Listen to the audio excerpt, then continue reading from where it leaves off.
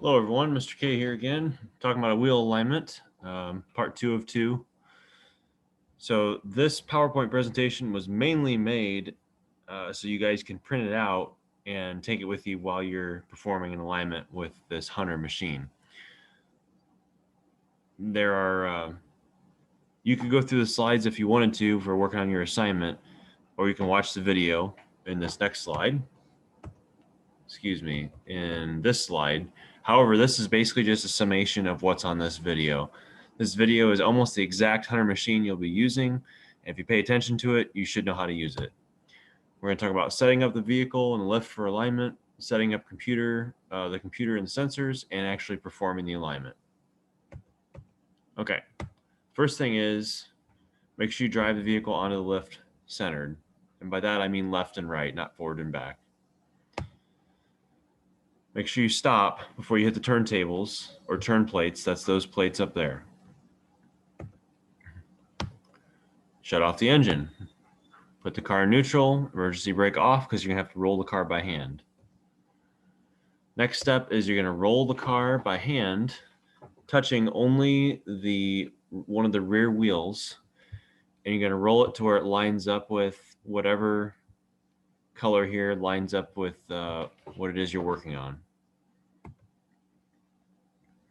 So for your average vehicle, you're going to be in that red.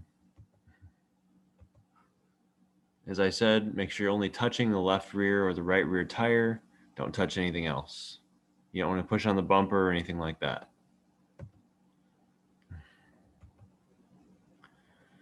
Then put some wheel chucks in front and back of one of the wheels to hold the car where it's at. Bring the lift up to about waist height. And of course, lower it till it rests on the mechanical locks, just like you would on the lift we have in our shop, because you don't want to let the weight of the car rest on the hydraulics. It's not good for it. It's also not as safe. And go ahead and set your desired tire pressure. You're going to find this on the door of the vehicle that you're working on. Go around and connect each valve stem to the tire fill hose mounted on the lift. You'll find them right by the wheel. And then watch the pressures begin to adjust. You can go around and disconnect all those once the pressure has been reached. You know that your tires are all good now. Go ahead and grab your wheel sensors, install them on all the wheels. Make sure you follow the diagram on each sensor. Make sure the Hunter logo is facing up and the sensors are centered on each wheel.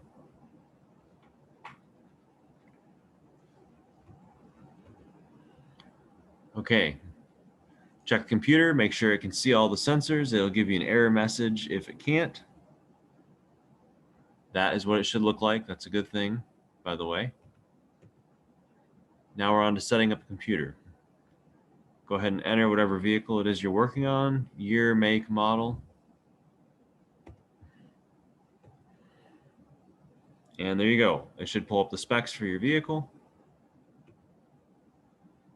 Go ahead and click the top right button to begin your compensation. And it's going to start telling you what to do right away. It says roll the vehicle towards the front. Just follow what it says. You're going to roll it until it's centered on the turntable, just like that. And you should hear a ding sound. Actually, 2 dings come from the computer. I can already see right now one thing I don't like is that doesn't look like it's centered on this wheel. So we would want to fix that.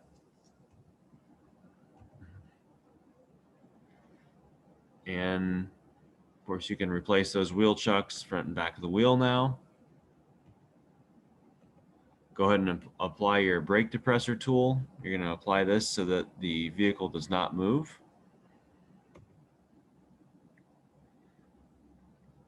Now you're going to press that button. It's called sweeping caster or measuring caster. Then you're going to do what it tells you to do, which is you're going to stand on the step. Don't get in the car.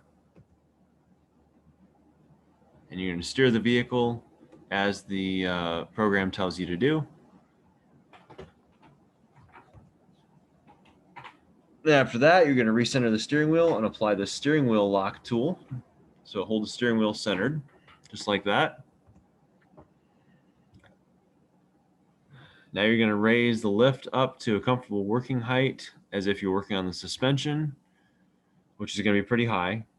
And of course, always lower it till it rests on those mechanical locks. Now we're finally to the meat and potatoes here. We're finally to the alignment. Okay, for the alignment, it's going to tell you what you need. It's going to tell you where you're at, and it's going to give you green or red. This one's all green. The car you're working on probably won't be all green. Otherwise, it wouldn't be in there for an alignment. Always start with the rear and start with caster or camber, and then your very last thing you do should be the front toe angle.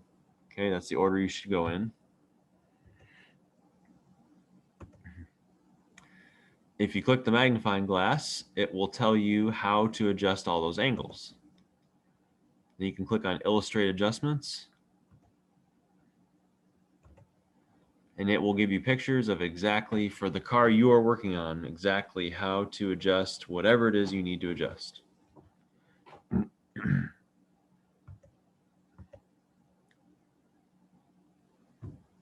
Of course, you can continue clicking next to see other adjustments on the car. Or you can even watch videos if that helps you too. Okay. Once you're ready to actually do the adjustment, go back to Show Vehicle Measurements, display your angles, show Virtual View, and then you can go ahead and start adjusting the angles of whatever is in the red.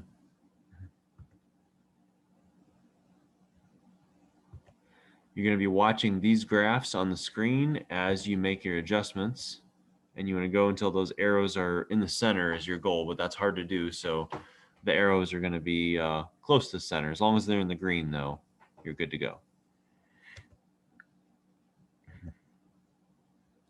When you're done, don't forget to tighten anything, jam nuts or hold down or anything like that that holds your adjustments so they don't move once the customer starts driving the car again.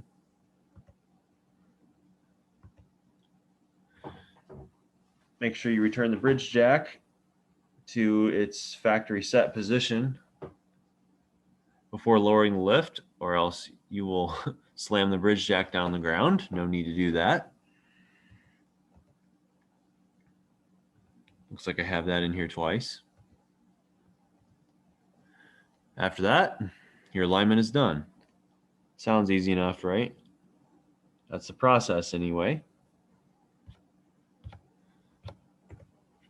Okay, go ahead and complete your assignment on wheel alignments part 2, and have a good day.